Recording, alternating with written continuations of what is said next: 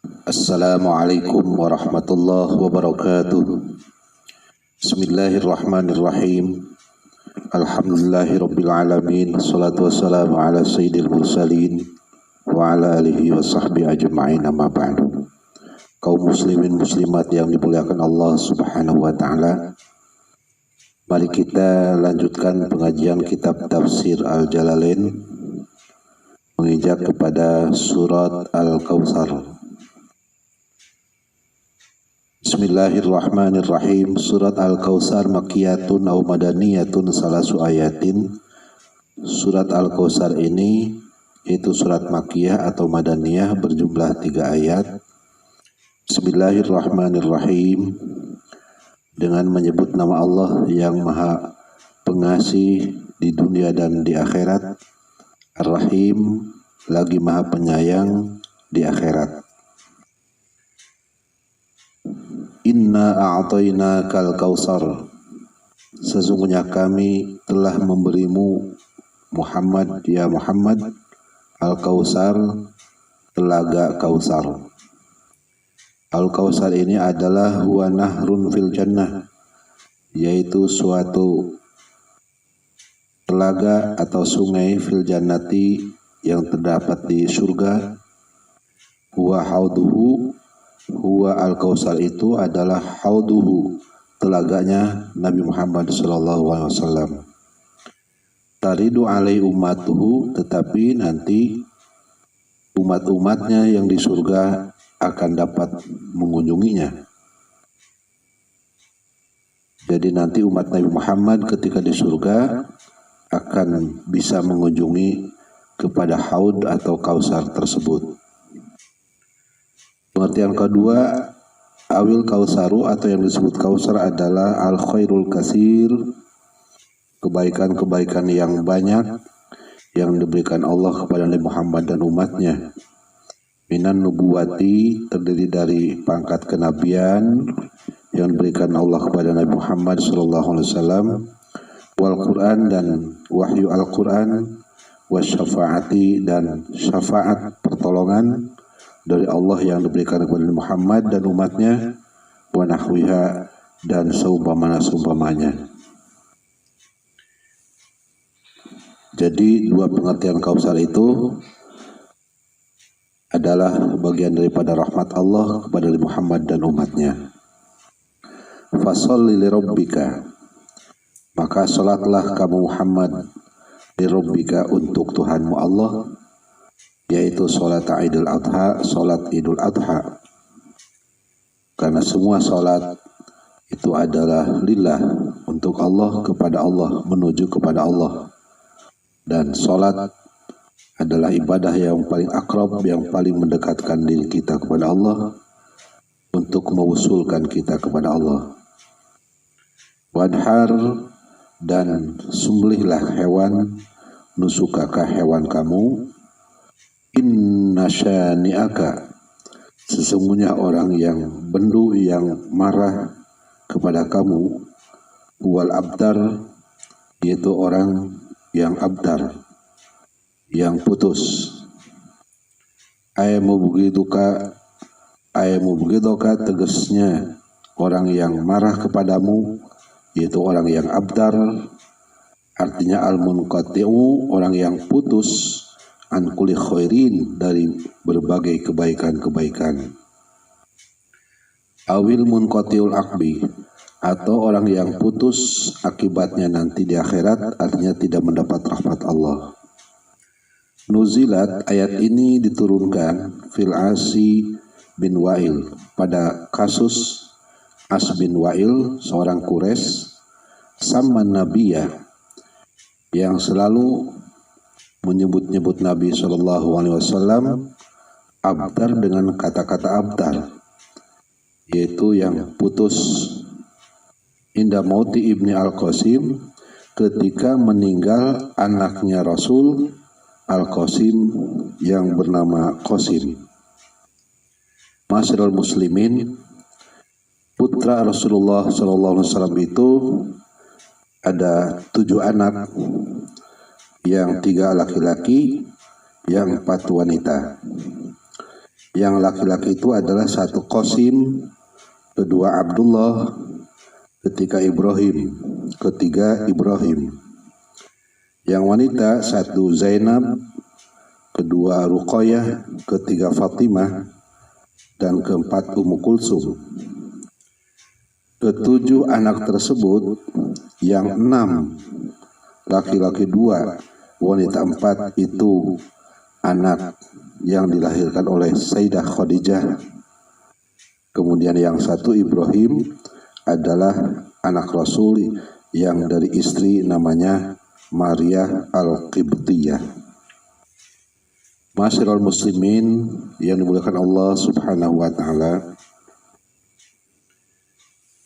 Ayat ini mengandung ayat hukum ibadah sholat Idul Adha dan ibadah kurban.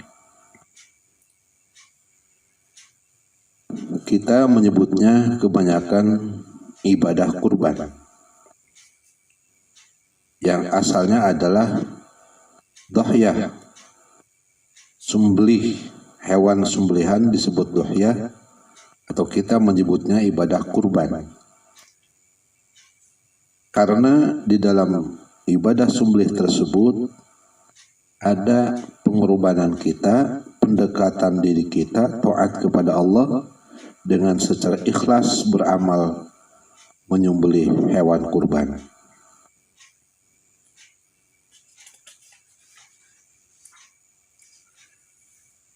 Udhiyah, melaksanakan ibadah kurban itu hukumnya adalah sunnah muakkad.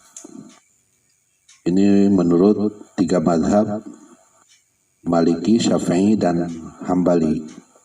Sementara menurut mazhab Imam Hanafi, maka kurban merupakan ibadah yang diwajibkan. Kurban diperintahkan oleh Allah di dalam surat Al-Kautsar tadi, fasholli li rabbika wanhar, sembelihlah hewan-hewan. Kemudian hewan yang dapat dijadikan kurban adalah unta, sapi, kerbau, dan kambing. Unta, sapi, kerbau itu di atas 2 tahun lebih umurnya. Sementara kambing ada 2 macam, ada do'nun, ada ma'zun. Kalau do'nun itu domba, maka harus berumur 1 tahun atau lebih. Sementara ma'zun yang kita sebut biasanya kambing Jawa itu harus berumur 2 tahun lebih. Peruntukannya kalau unta, sapi, dan kerbau itu bisa diperuntukkan untuk 7 orang yang kurban. Sementara domba itu hanya diperuntukkan untuk 1 orang yang kurban.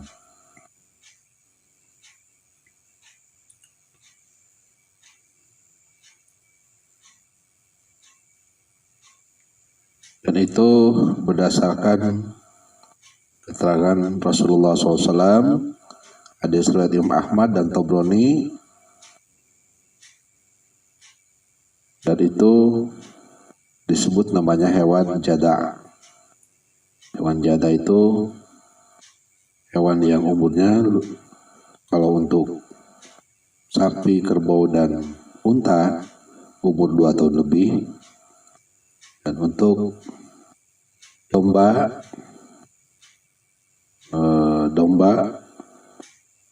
disebut do'nun karena umur 1 tahun lebih.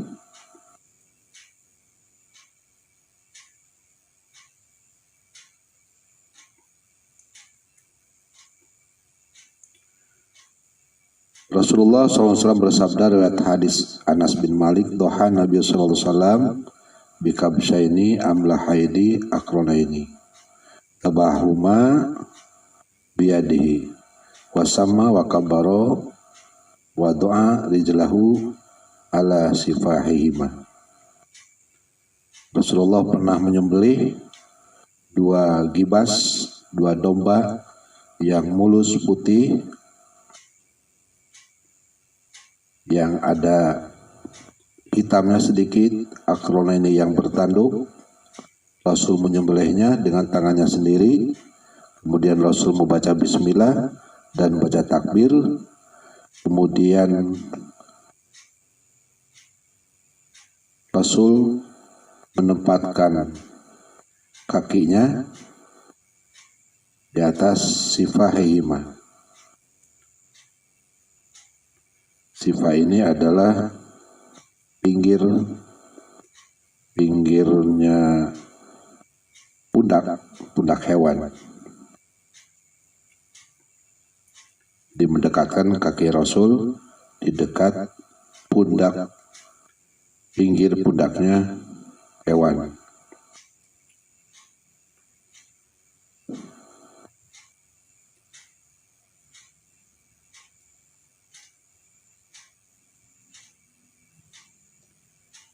Ada hewan disebut hewan jada. Jada itu artinya hewan yang 1 tahun lebih atau 1 tahun masuk keduanya.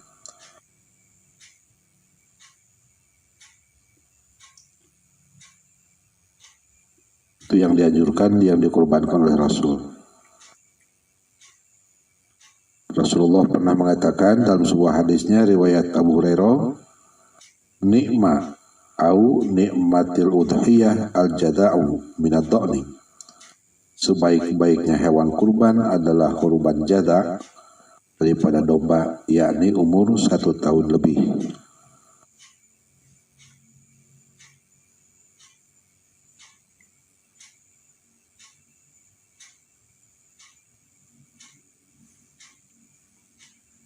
Keterangan bahwa unta, sapi, atau kerbau yang dikiaskan dengan sapi oleh para alim ulama yang bisa mencukupi 7 orang. Ini ada hadis riwayat Muslim yang diriwayatkan oleh Jabir, dari Jabir radhiyallahu anhu, naharna ma Rasulillah, kami pernah berkurban atau menyembelih beserta Rasulullah SAW amal Hudaybiyah, pada tahun Hudaybiyah, yakni pada tahun ibadah haji setelah perjanjian Hudaybiyah. Al-badanata an sab'atin, 1 onta dari 7 orang, wal baqarata, dan sapi an sab'atin dari 7 orang, untuk dari 7 orang yang kurban.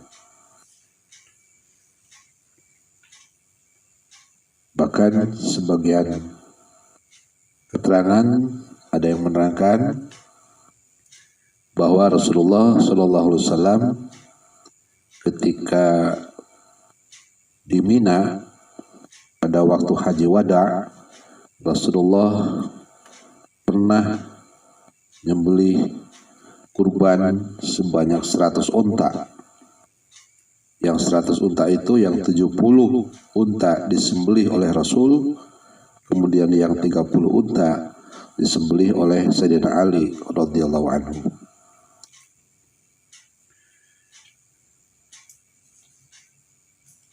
Ada 4 atau 6 hewan yang tidak bisa dipakai kurban, yaitu 1 al-awra, al-bainu auruha, hewan yang buta, yang pecak, yang sangat betul-betul pecaknya. Yang kedua al-arja, hewan yang pincang, yang betul-betul pincangnya sampai tidak bisa berjalan. Yang ketiganya adalah hewan maridoh, yang sakit, yang betul-betul sakit. Wal ajfa, dan hewan yang sangat kurus ceking, yang karena 4 itu dapat mengurangi daging dan gajinya terhadap hewan tersebut, maka tidak boleh dipakai kurban. Yang kelimanya adalah yang al-maqtu'atul udhun, yang putus telinganya, wad danab, dan putus ekornya. Itu 6 hewan yang tidak bisa dipakai untuk nyembelih kurban.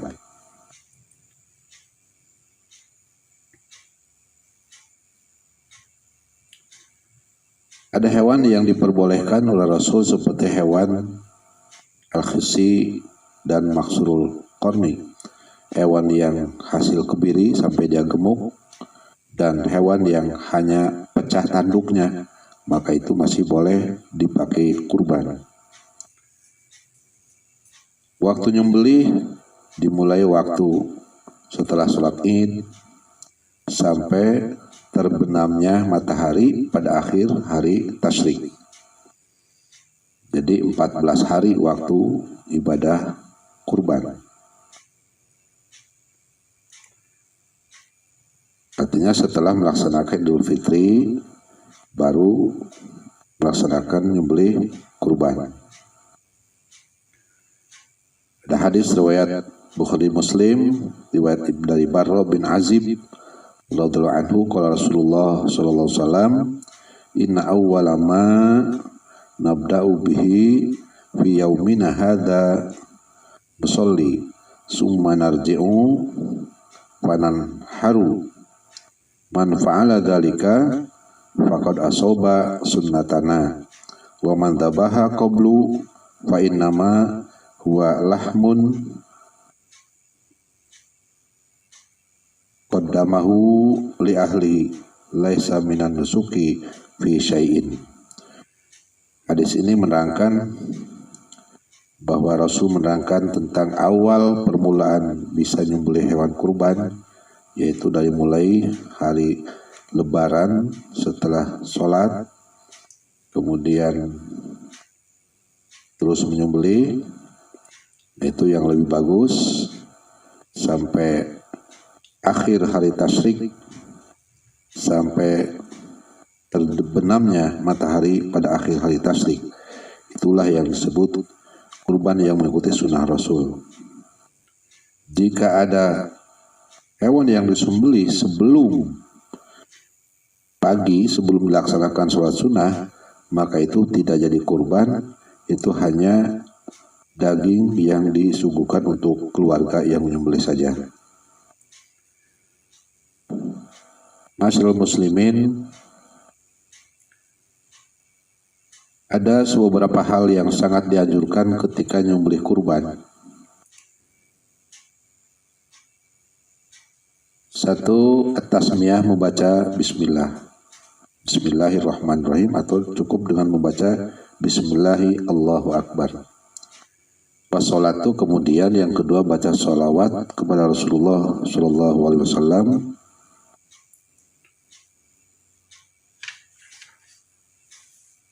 Kemudian wastiqbalul kiblati, menghadap ke kiblat, ke arah kiblat, baik hewannya yang dikiblatkan maupun orang yang nyembelihnya harus menghadap kiblat. Kemudian baca takbir, Allahu akbar, Allahu akbar. Kemudian wadu'a bil qabul, setelah nyembelih berdoa untuk diterima udhiyahnya, untuk diterima kurbannya.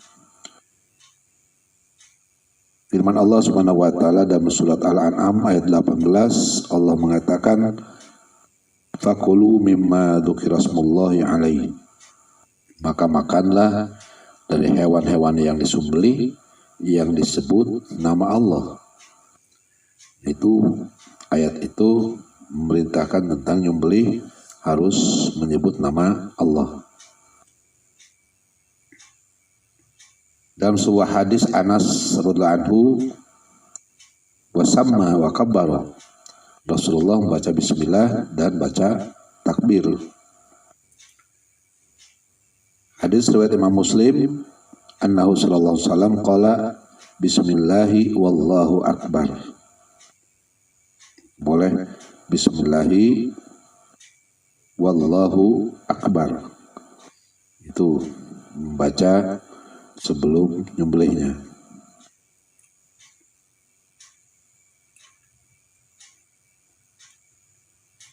Karena Rasulullah SAW pernah juga nyembelih dengan membaca Bismillahi Allahumma taqabbal min Muhammadin wa ali Muhammadin wa min ummati Muhammad. Artinya itu adalah petunjuk di waktu setelah menyembelih kurban kita berdoa untuk diterima kurbannya, seperti misalnya Allahumma rabbana taqabbal hadil udhiyah min fulan bin fulan atau minni, ya Allah terimalah kurban dari kurban anu bin anu, misalnya seperti itu. Atau Allahumma inna hada ilaika wa minka wa ilaika, hewan ini adalah darimu dan kepadamu. Itu bagian daripada doa setelah nyembelih kurban.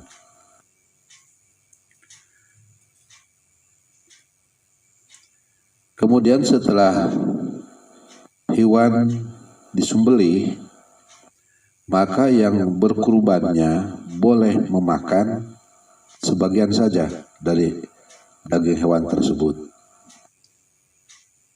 Tetapi dia boleh mengambil dagingnya, boleh mengambil tulangnya misal atau kulitnya, tetapi dia tidak boleh untuk dijual.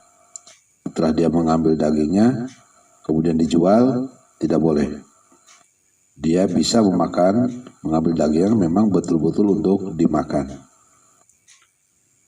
Bagi orang yang kurbannya dengan asalnya nazar, maka kalau kurban nazar, misalnya jika aku sembuh sakit bulan Dzulhijjah ini saya mau korban, itu sudah nazar. Ketika dia sembuh kemudian wajib dia melaksanakan nadarnya, yaitu berkurban.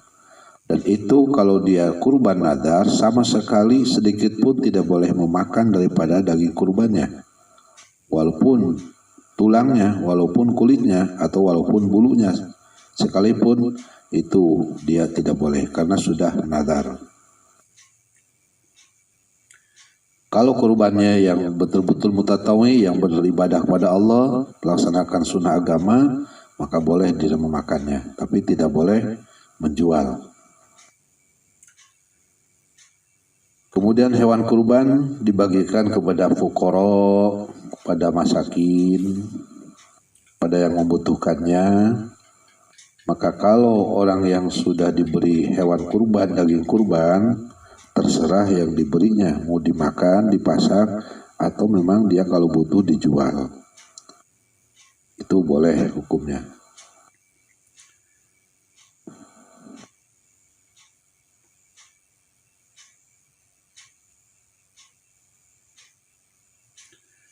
Kalau misalnya orang yang kurbannya ngambil dagingnya atau kulitnya kemudian dijual, maka itu dilarang oleh Rasulullah SAW.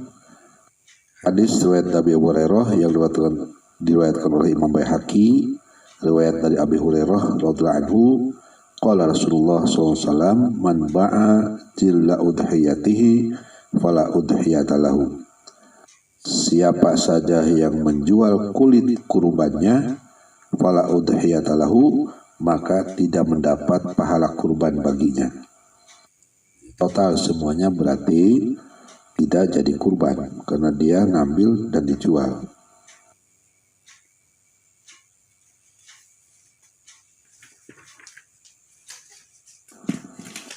Itu diantara perintah kurban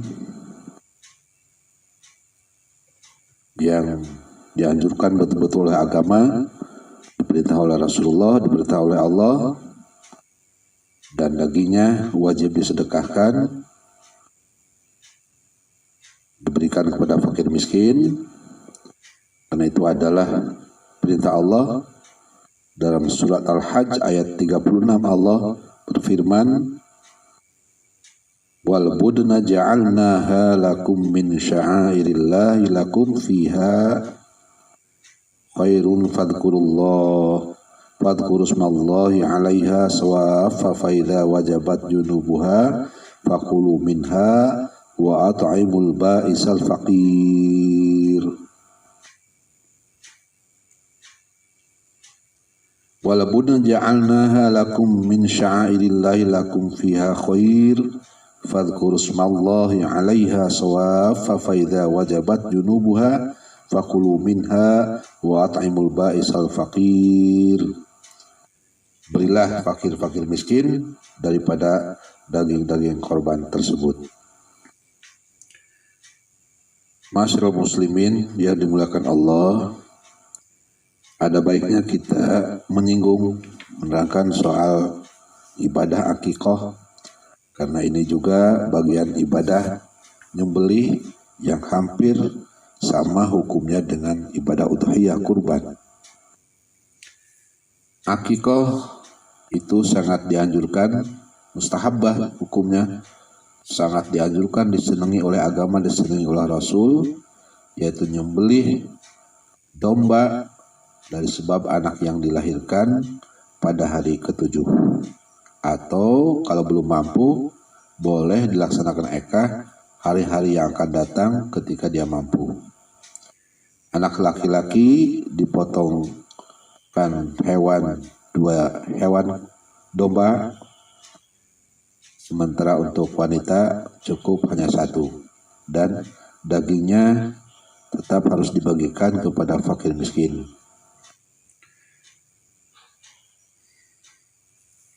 Akikah itu memang asal usulnya bahasa akikah itu memotong. Akikotan, memotong, yang memotong hewan, yang memotong rambut anak. Karena seorang anak yang dilahirkan, sabda Rasulullah SAW, al-ghulamu murtahinun bi'aqiqatihi yudbahu anhu yawma sabi'i wa yusamma wa yuhlaku ra'suhu. Seorang anak yang dilahirkan adalah sifatnya murtahanun, betul-betul dijaminkan, menjadi dijaminan bi'aqiqati dengan ekahnya. Artinya dijaminkan bahwa anak itu bisa menolong kepada orang tuanya nanti di akhirat, bisa memberikan syafaat kepada orang tuanya karena sudah diekahan, karena sedekah ekah ketika dia sudah dilahirkan. Maka anak itu menjadi syafaat, menjadi penolong kepada ibu bapanya. Seolah-olah karena dia sudah ditebus, maka tidak akan menuntut kepada kedua orang tuanya. Yudbau anhu yaumas sabi, disembelihkanlah anhu dari anak yang dilahirkan pada hari ke-7, sama, dan dinamai dengan nama-nama yang bagus, dengan nama-nama yang tidak menghinakan. Wayuhlaku rasul, dan kemudian rambutnya dipotong.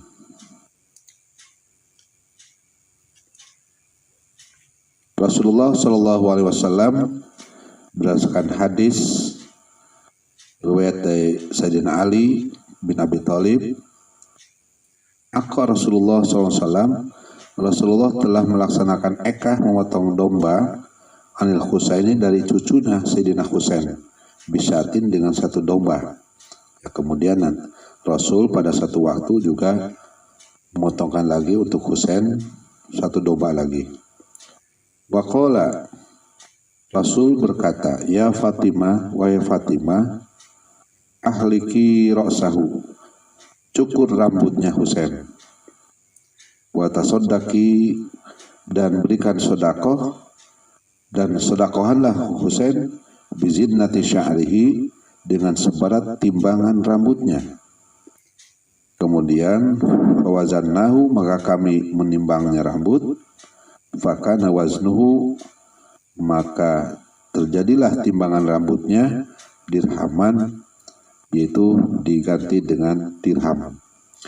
Diukur berapa berat rambutnya, maka diukur dengan harga, dengan dirham.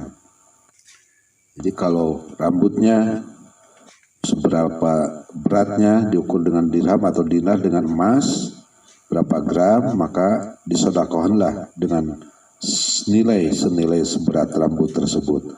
Itu perintah Rasulullah SAW.